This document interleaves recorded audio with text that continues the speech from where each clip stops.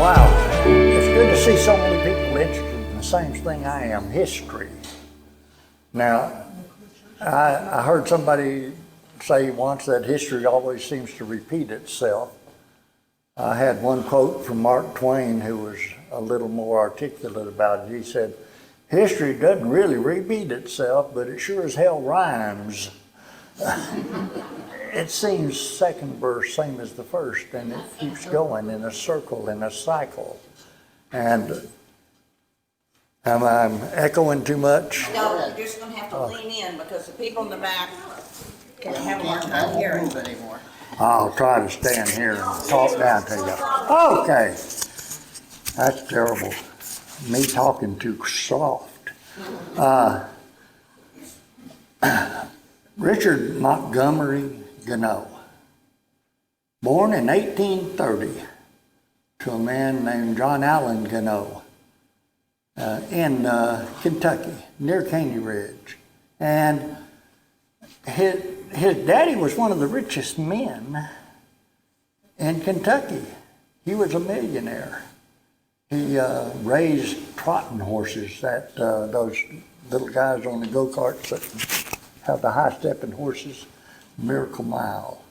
And matter of fact, both he and his son came to be members of that association, so they were what we would call the horsey set, those people who have horses as a hobby. When Richard Montgomery Gano was born, he was really kind of destined. I'd say he was destined to be a great man. His grandfather, his namesake, Richard Montgomery Gano I, though they never called him that, Richard Montgomery Gano II was his grandson. The grandfather, he probably heard war stories from his grandpa because he fought with Jackson at the Battle of New Orleans. So he was a military man. And then he heard stories from his dad, who was a preacher. And then, of course, when he came out here, he was a farmer. He raised stock. He liked horses. He always loved horses. And he settled out here, bought some land from a man called James Tracy Moorhead. Tracy Moorhead sold him 60 acres. That's not very much. So he bought an additional 1,000 acres nearby. I mean, that's how rich he was. And he had, when he came out here, he brought along his wife and 3 kids, and his brother-in-law, Dr. Let's see, what was his name anyway? His brother, her brother, and his brother.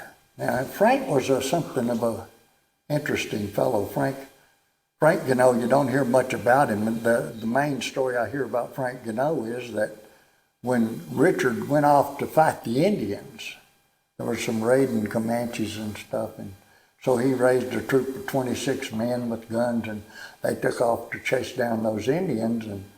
And poor old Frank, I kind of identify with him. Frank showed up, said, "Where'd they go? They done left. They're way ahead of you." And he said, "I'll catch them. Got a horse?" "No, we got the mule here." And so he saddled up the mule. And by then, Maddie had made him some food to take along the way, and off he went with that mule bucking. Apparently, the mule wasn't real well broke.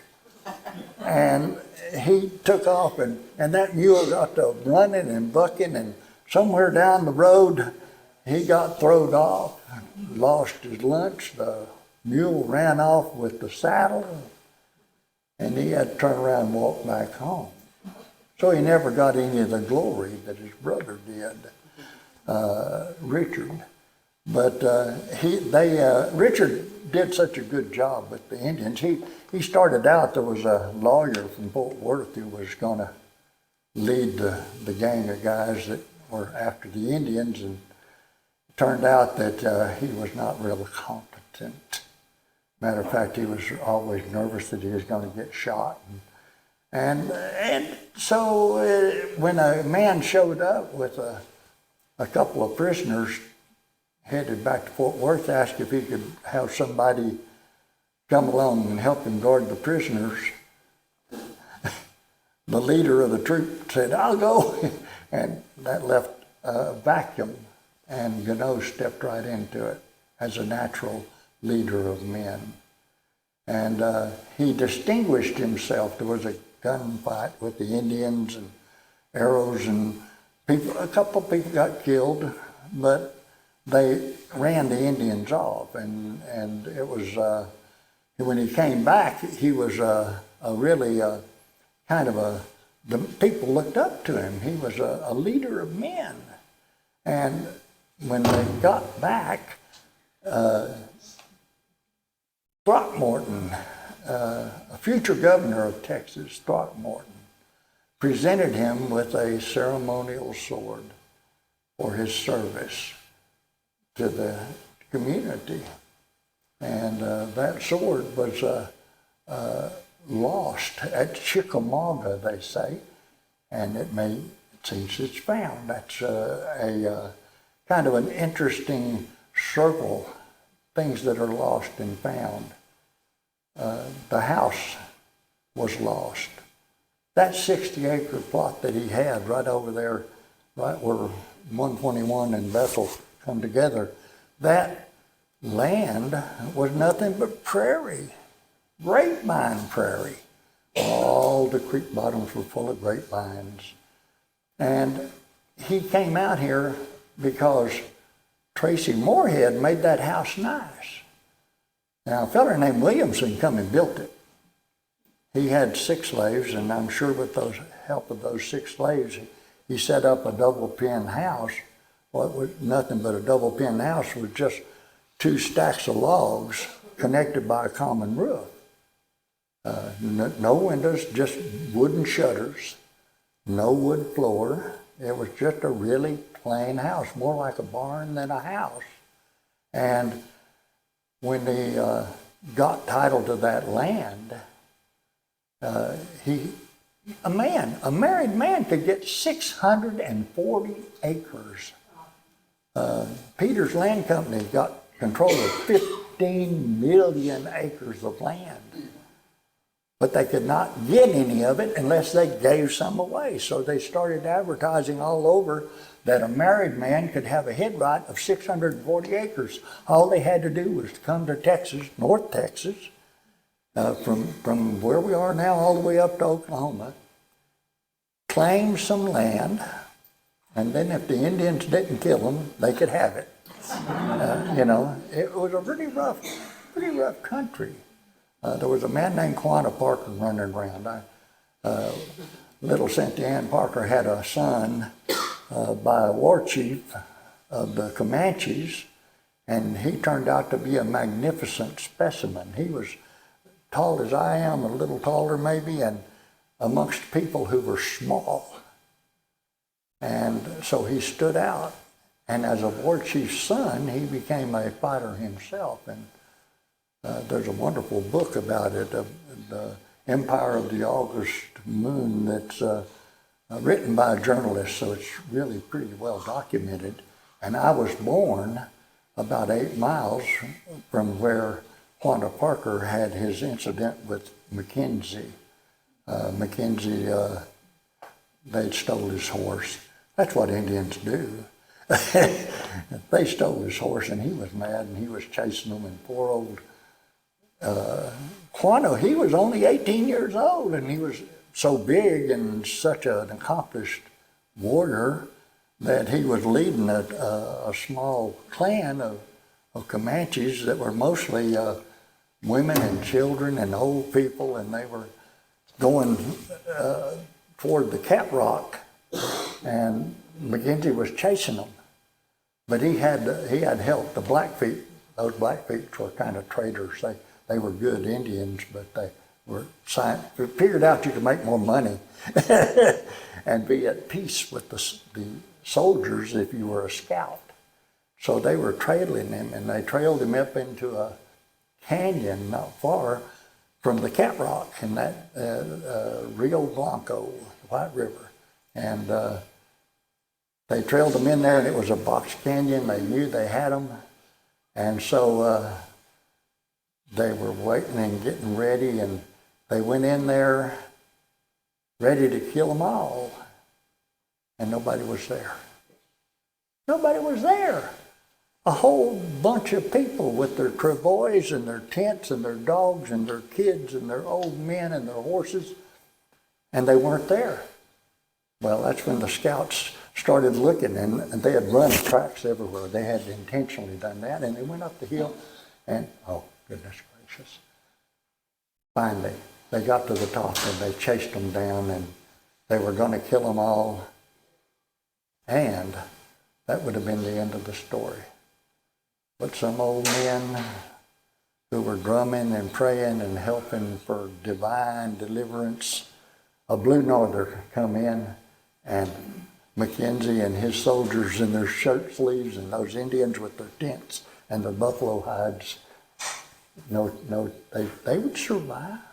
They survived. The troops turned and ran away from the storm. Now, that's just one little story about West Texas, and this story leads to that because he was fighting Indians when he got that sword. Quanah Parker stopped the westward expansion, and so that's why the Gano house that was built in 1845, that's the year when Texas joined the Union, and the reason we joined the Union was Quanah Parker. The Indians were causing so much trouble. How are we going to stop them? Well, we need federal aid. We can't get federal aid because we're not a state yet. From 35 and to 45, we were a republic. You're not going to send troops to build a fort in another country. So we joined the Union at last and became a state, and they started building a brand new fort right over there on the bluffs overlooking the Trinity. It was named after General Worth, and I'm sure you heard of it. It's called Fort Worth. And it had just been built, and that had a little bit to do with this house, the house that I work in, because Tracy Moorhead, a rich judge, a Virginia man, he came in and he had access to that fort, access to the fort and its sawmill, and its brickyard, and its freight line, so that he could buy this dirt-floored barn of a house, and they had workers. So he could get the workers to go over there, raise the roof, put on 3 rooms at the top, 2 shed rooms on the back, whitewash the inside, put a wainscoting, siding on the front, a big long porch, made it look really, really nice. And that land that he bought for $2 an acre from Williamson, he marked it up and sold it at $10 an acre to Gano. Now, imagine that, making money in real estate. Kids call it flipping houses nowadays. But that's what he done. He bought that house, he fixed it all up and made it real nice. Now, if your neighbor's fixing up their house and making it real nice, look out. They're about to sell it. So that's what he done. He made it nice and he sold it at $10 an acre, and Gano bought it quickly because he had just sold his land back in Kentucky for $100 an acre. So that's what those people from Toyota factory did. They sold their little bungalow for $2 million. He came out here and said, "What can I get for $2 million?" Wow! It's economic. That's what moves people to move from one place to another, and that's what Gano did. Land was cheap to him at $10 an acre, and he bought 1,000 acres and became wealthy. The house was a really nice house because it was saved, the log part was saved because the Saunders stayed and lived in it. If you keep a roof on a house, it'll last a long time. And so the Saunders lived there, and this house was inside of it. And when I have visitors come and they say, how did this house be saved? I said, well, somebody with that team that was trying to build a northern entrance to the airport. That whole airport is another story. I can talk to that about an hour. But that airport was looking to have a northern entrance, and this house was in the way, and you do what you do. You condemn it. The Saunders moved out. They were going to tear it down. Somebody ripped off a piece of drywall, and they found logs.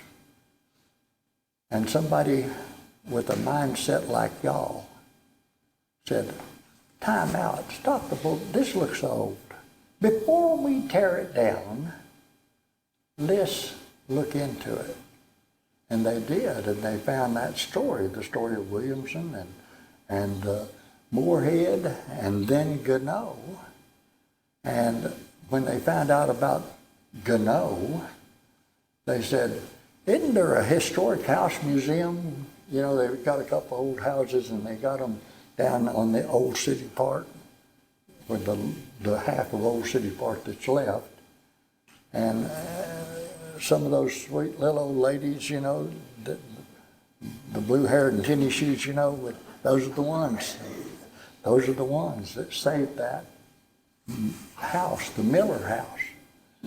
And they said, well, you know, that museum is on Gano Street, you know. I wonder. And it was the house, the Gano house, the first house he lived in Texas, was lifted up and moved to the street named after him much later. I tell people if I wrote that in a book or a novel, movie, everybody'd say, oh, you're just making that up. That didn't really happen, did it? Yes, it did. It was divine providence, and I feel that in my bones, that the fact that Richard Gano was a minister of the gospel kind of led this to be the place that house was moved, because now it's being seen by thousands and thousands of people from all over the world, and they get to hear the story of Gano. And that Richard Montgomery Gano, poor, 1830, father of a preacher, really rich, sent to Louisville Medical School, came out as a medical doctor, one of the earliest graduates. He was only 18. They wasn't going to let him graduate because he was not old enough. He had to be 21, and they, his powerful father said, he's smart enough, isn't he? He's passed everything, he's qualified. Let the boy have his license. And so he started practicing medicine at 18. He was well read. And matter of fact, he ended up being the chief medical officer at the Louisiana State Penitentiary. And there he was, of course, experienced in stab wounds and broken bones, but he also dealt with that whole kaleidoscope of fevers that crowded people get. You know, scarlet fever, yellow fever, all those terrible choleras and stuff that caused trouble. And this was before germ theory, and yet he survived. And after practicing medicine, maybe that ruined him for it. He said, enough of that. I want to go out west, young man. I hear somebody saying, go west, young man. And I'm a young man. And so he came on out here and settled just not far from here. And that's the story of how he got here. That's the story of his life and how the house ended up in Old City Park. But I got something in notes.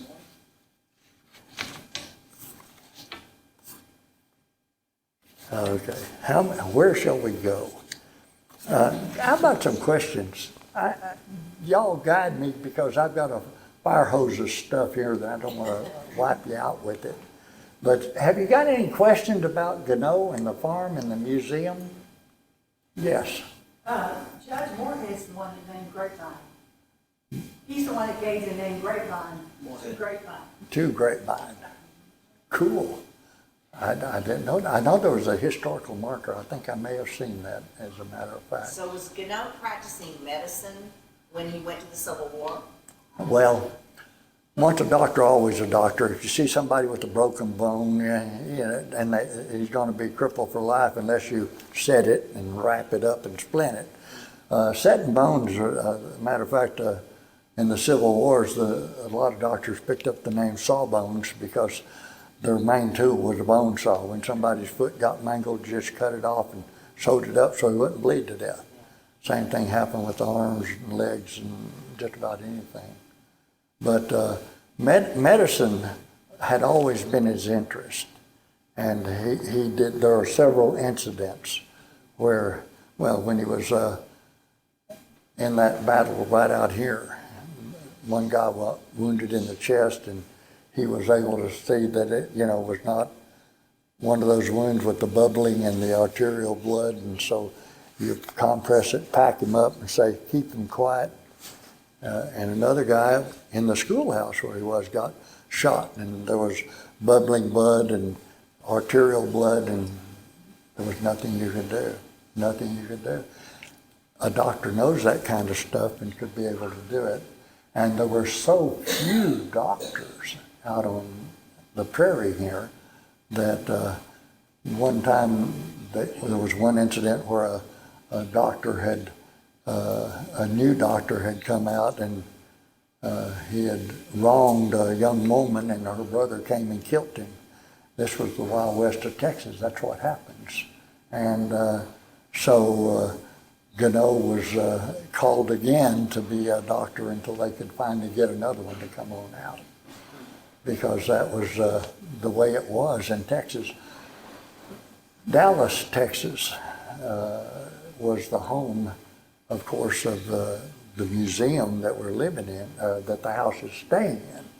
But it used to be 40 acres. It was a really nice park. It had a zoo and a swimming pool, a performance venue, carriage rentals. It was a nice 40-acre park until Eisenhower. Now, I like Ike, but golly, that was a terrible thing that the interstate highway did to this country. It did. It cut off the north end of the park. It cut off the south end of Deep Ellum. It cut off Fair Park. People lived there. People lived there. They had thriving communities, and they bulldozed straight through and ran a highway through the middle of it. And that sometimes happens in other cities. As a matter of fact, we do know that Tulsa Greenwood was coming back from the terrible devastation until they had an interstate slashed through the middle of it. Same thing happened in all cities. You can see them just go across the country. It is a sad thing that the interstate highway did to those people who were the least powerful. And that's what happened. Yes? Okay, I'm trying in my mind figure out where the Gano house is, and you make the statement that it was at the north end of where the airport is. So was it on the south side of 114? No, it was Or on was the it more like by Gaylord? north side of 121. 121 was nothing but a road, a trail that connected McKinney, Collin County, to the Tarrant County's capital, Fort Worth, the county seats. There were main roads. Preston connected, McKinney down to Dallas, and there's a road between Dallas and Fort Worth. All those roads were basically for lawyers and for all those people who had to deal with the law. And that's what they did. Those roads, and that road, being a farm to market road to either place, made a great place for a farm, and that's why the Saunders prospered. That's why they kept adding on to the house. What's Saunders' first name? It is S-A-U, right? Huh? S-A-U-N-D-E-R-S. Saunders, Saunders. You can look it up. I'm not sure. I have so many names in my head. I can't remember either. I'm Sanders' descendant, and it's spelled both ways, with the U-N without, and most of the family says Sanders. But yeah, I knew he had a connection to that house, not my immediate Yeah. Sanders, but I didn't know who it was. I was hoping you would. Well, Terry Sanders?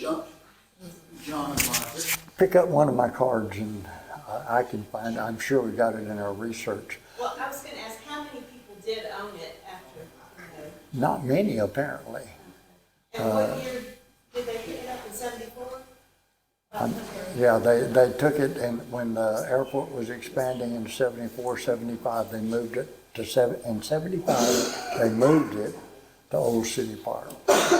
And it has been an interpretive gem, because not only did Gano, was he founder of the First Christian Church of Dallas, his daddy was a preacher in what they called the Disciples of Christ. As a matter of fact, his daddy was right in the middle of the Second Great Awakening. He was preaching with Barton Stone himself and the Campbells. So they were there with it was kind of the Woodstock of religion. A little revival caught fire, and it went on for 2 weeks, and there were more people there than in any other place in the entire, across the Appalachian Mountains, because there were thousands and thousands of people coming, fellowshipping and singing and 24-hour preaching and hymns and music and all kinds of stuff. And that was kind of one of the reasons that when he got out of being a general, he started preaching, and he became very famous. He was going to hear General Gano speak, and there are copies of his sermons, and one of his sermons he said, "And so it was that I grew tired of taking men's souls. And now, brothers, it's time to save some. Y'all come forward to the altar." And, you know, he moved people. And he kept a score of how many souls he had saved, how many had committed to Christ. He was that kind of guy. He was a teetotaler. He never drank. He never took the Lord's name in vain. And if you were in Gano's brigade, heaven forbid you should take the Lord's name in his earshot. He would have you flogged. R.C. Gorman had served with me at Plum Ridge. They talk about the fact that he had one night he was out walking, as generals do, just seeing how things are, found two guys asleep on watch, and he woke them up and smelled liquor on their breath. Sniffed their canteens. They had bourbon. It was near Bourbon County, Kentucky. It was his home stomping grounds. And so he had the men punished, and then had the bugler sound reveille. Everybody get up, line up, full review. We're having an inspection. And then he had his lieutenants go along and sniff of every canteen, and that with whiskey got poured out on the ground. Many a tear was shed that night. But that's the kind of guy he was. Matter of fact, later in his life, the temperance movement, he was really active, took the pledge and all that, and was pushing toward prohibition, which led to a whole lot of different stuff. Yes? Did he have a family? He had a large family. Mrs. Gano gave birth to 12 children. When they came out here, when Mrs. Gano got married, she was, her father was Dr. Stewart, a really rich and old man who took a young wife, and then she apparently was adopted by her mother's husband, Mr. Jones. So I haven't found yet the obit for Dr. Stewart. They either separated or he died. He was really old. He probably died. And she married this plantation owner named Jones. And Jones was a multimillionaire, big plantation. When they got married, he had his little stepdaughter have a grand wedding of 3 full days of festivities. And at the end of the festivities, he presented his dear daughter, stepdaughter, with 4 human beings as a wedding gift. A young man named, I used to think it was Daniel, but it wasn't Daniel, it was Ned. That's right, it was Ned. Ned was a houseman. Ned was worked in the plantation house. He was a kind of a handyman, superintendent, butler sort. And his sister, Emma, worked in the kitchen. So she was a good cook and knew how to manage a commercial kitchen sort of in that big plantation, how to prepare fine food. And they had a teenage sister then named Myra. And little Myra was a domestic. She was the one who made the beds and cleaned the house and did all that. A nice maid, a well-trained maid. And then their sister, who was only 7 years old, a little 7-year-old child, was taken away from her mama and given to Miss Gano as a wedding gift.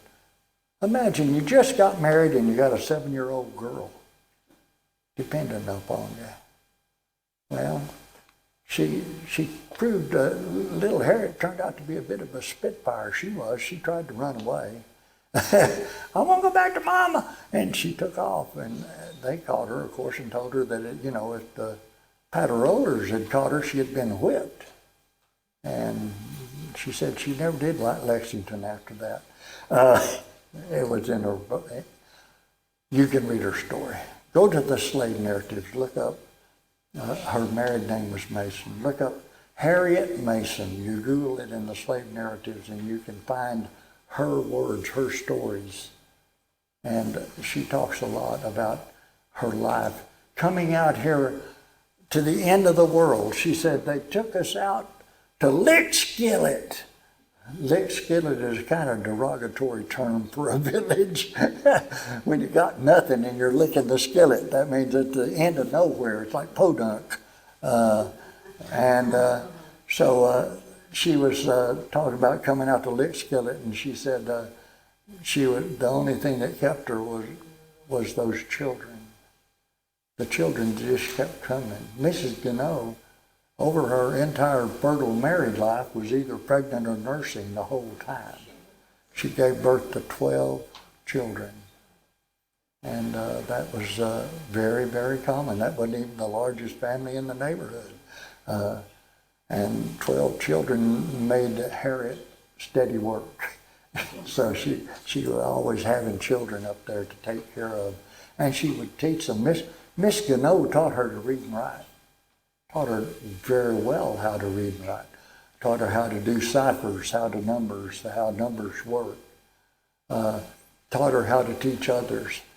Insisted she teach her brothers and sisters and the other 2 slaves that I don't know anything about, that were Gano's slaves, Richard Montgomery Gano slaves, and they were all literate. Now, in many states, that was illegal. Teaching a slave to read and write was illegal. But they would facilitate their escape. So Harriet not only was literate herself, but she was raised in this mansion amongst high-class, very upright and rich people. So she had a manner about her. She was well-spoken, well-dressed, well-clothed, well-educated, and they called her Venerable Aunt Harriet in later years. That Venerable Aunt Harriet came with us to the spa. And it's a good story, and Harriet was integral in that. And she got married to a man named Mason. That's why her name in the narratives is Harriet Mason.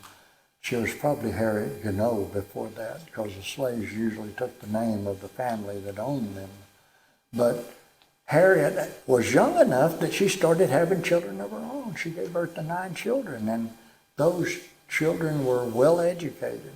Matter of fact, her oldest girl, she called her Miss Lily Mason. It was very common for slaves with children to give them an honorific. as the first name. So a lot of Reverend Joe was not a reverend at all, but that was his first name, or a major or captain or sergeant. All of those titles, because that would give them a little step up. And so if somebody asked Harriet's daughter who she was, she'd say, "My name is Miss Lily Mason." And she went off to one of those brand new colleges that were springing up. They were all over the place. The freed blacks were desperate to get an education. And they wouldn't let them in colleges. They wouldn't let them in schools. They had to start their own schools. They had to be able to teach their own children. So they started making these historically black colleges and universities that sprung up like mushrooms all over the South. The nearest one to Canyon Ridge was one called Western Kentucky. Western Kentucky University is probably where Miss Lily got her education. It was closest.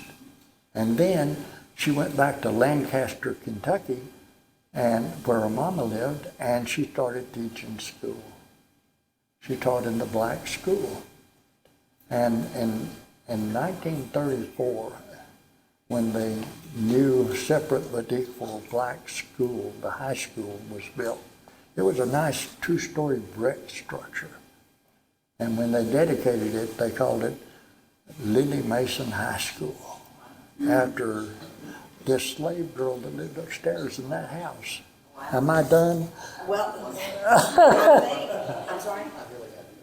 Okay, go ahead. There may be some other questions. Yeah, there may be some more, and I'm sure there will. The cabin has been there in City Parks for 50 years now. Yeah.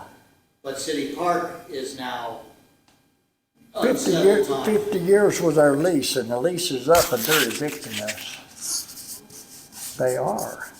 Us meaning the Heritage Society. About the Heritage Society and me, Yeah. all the stuff that's in the house, it wasn't Gano stuff. The Gano stuff is with the Gano family, but we had representatives, four-poster beds and wardrobes and all kinds of stuff, and chairs and tables, and that's all being auctioned off. And I thought so it was still sort of in flux with the three departments managing the, is it not? it was poorly done in the first place, but the Dallas City Parks had no interest in that half a park that was left there. So they gave it over to these people that wanted a bunch of old houses moved in. And it was 50-year lease. A 50-year lease, well let's see, 75. Let's see, we're there. The lease is up. So what's gonna happen to it? Nobody knows. We're kind of right now in a state of flux. I don't even know what's going to happen to me. All of this research that I've done, and we get people from all over the world who want to know a little bit about Dallas. They said, Dallas, oh yeah, I know Dallas. That's where they killed Kennedy, right? That's all they know. That's all they know. And they don't know much about Texas except it's a place where everybody holds a gun. And it's scary. Yeah, big hat, big boots, and big guns. And we got to touch on the descendant use. A whole nother story. Rich people sent their boys to college. They had a pipeline of boarding schools that led to the Ivy Leagues. That's how William Bariah, they called him WM, William Bariah Gano, Gano's oldest son, ended up in that pipeline. Apparently Harriet had done a good job educating him, because he ended up at Harvard Law School. Came back to Dallas as the Harvard-educated constitutional lawyer, soon rose to judgeship, had lots of children. And his oldest girl was named Eileen, after John Allen Gano, this man's grandfather, or father. And Eileen was a girl. What do you do with a girl? What do you do with a girl? Well, there's nothing you can do. She's got to be a wife. That's the only choice. She couldn't be a professional. She couldn't vote. She couldn't be an elect. She couldn't be a scientist, a doctor. They wouldn't even let her in med school or anything. So the only hope was that your daughter become talented, sparkling conversationalist, and beautifully dressed and walk with a book on her head so that she has a proper posture, and then she can get a husband, right? That's what they done. They sent her off to Mrs. Darby's School for Young Ladies and Musical Symposium in Cincinnati, Ohio. Cincinnati, Ohio was just across the river, was all Gano land. The Ganos lived there. Actually, Major Gano lived in the house right there in Cincinnati, on just near there. His driveway that led up to his house is now called Gano Alley. You can go look it up in Cincinnati if you're there. It's an arts district. But Gano's daughter came back in 1895. This was the Great Gatsby time, you know, new money, old money, and all that. And she was a debutante. She was a debutante. They made her debut. She came out in a ball gown and on the arm of an escort, and it was more like a cattle auction, you know. How much am I bid for this fine Gano heifer? She's of good blood, you know. And they were expecting her to pick a boy. She could have any boy she wants, but she had been in Cincinnati, a big boom town, river town. I'm sure she would have heard some of that music from W.C. Handy. You've heard of it, I'm sure. That he was one of the first superstars. He started playing the piano like this instead of like this. It was called ragtime. And of course the parents hated that. She loved it. Imagine children liking music that parents don't like. Some things never change. History repeats itself. Little Eileen Gano, instead of choosing a local boy, met and fell in love. They say it may have happened right out there at this park. She met and fell in love with a much older man. He was 34 years old. But that wasn't the problem. The problem was he was not rich. Matter of fact, he was an entrepreneur, inventor, read unemployed. And so, of course, being a responsible parent, WM said, no, I forbid you to see that man. How do you think that worked on a 19-year-old girl? She ran off with him, she did. She just took off to Houston with him, and he finally invented something, a big drill bit with movable teeth and seal bearings that works fabulously. Made him a millionaire. And they had a baby, perhaps a bit prematurely, if you know what I mean. And that baby was named after the daddy, and that baby was called Howard Hughes Jr., the loco aviator. And that's how little Eileen, and this man, Richard Montgomery Gano, was the great-grandfather of Howard Hughes Jr., the builder of the Spruce Goose. There's so many stories. That's just one little short one, and there's a million that I can tell. Thank you. I got more.